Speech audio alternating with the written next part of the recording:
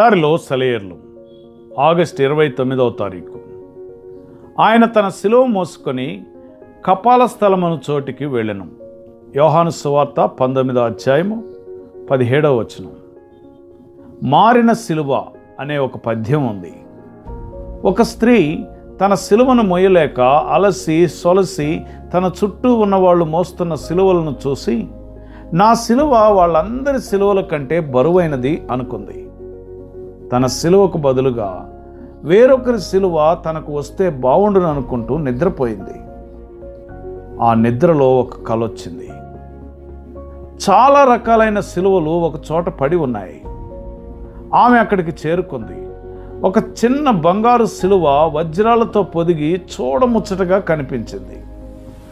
దాన్నైతే ఇష్టంగా ధరించుకొని తిరగలను అనుకుందామె. దాన్ని తీసుకోవడానికి వంగింది.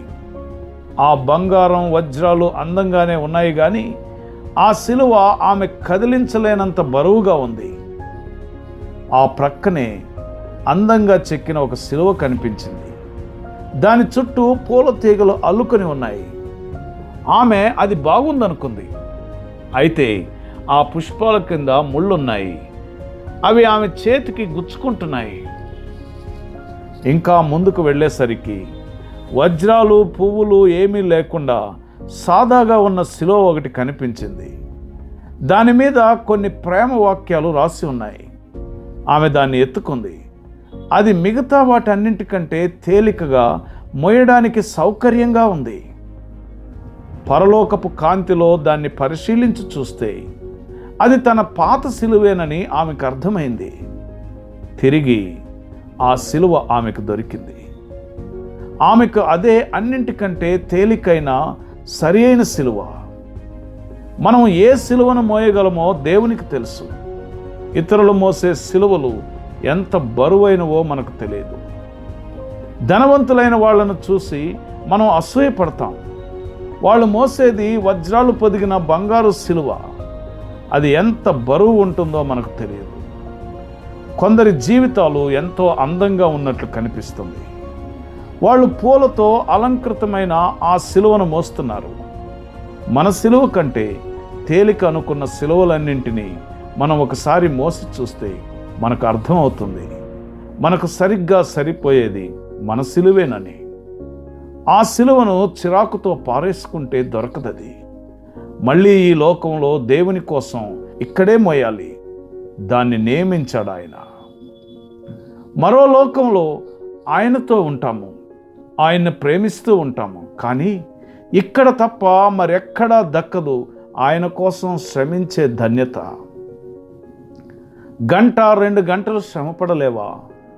సమాప్తమైనదంటూ ఆయన పిలిస్తే నీలో రగులుకునేది నిరుత్సాహమే. విడుదల వచ్చినప్పుడు అంటావు కదా, నన్ను మరి కాసేపు మొయ్యనివ్వండి, నా దేవుని మహిమార్థం బాధలు పడనివ్వండి. ఇంత త్వరగా అయిపోయిందని దిగులు. దేవుడు నీలోంచి మహిమ పొందాలి. ఇంకా కొంతకాలం, ఇంకా కొంతకాలం.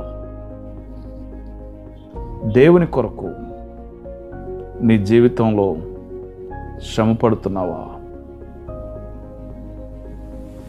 ఆయన శిలువను నీవు మోస్తున్నావా? ఇతరులను చూచి అసూయపడుతూ,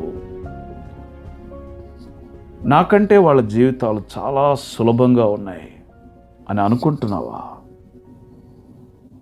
అది మోస్తే కానీ తెలియదు దాని భారం ఏంటో. దేవుడు నీకు ఇచ్చిన పనిని నమ్మకంగా చేయి. నీవు ఎంత భారాన్ని మోయగలవో ఆయనకు తెలుసు. అంతే భారం నీ మీద మోపారు. ఈ లోకంలో తప్ప మరెక్కడా ఆయన కొరకు నీవు ప్రయాసపడలేవు. ఈ ఒకే ఒక్క జీవితంలో ఆయన కొరకు ప్రయాసపడి ఆయన కొరకు సాక్షిగా జీవించే కృప ప్రభువు నీకు అనుగ్రహించును గాక. ఆమెన్.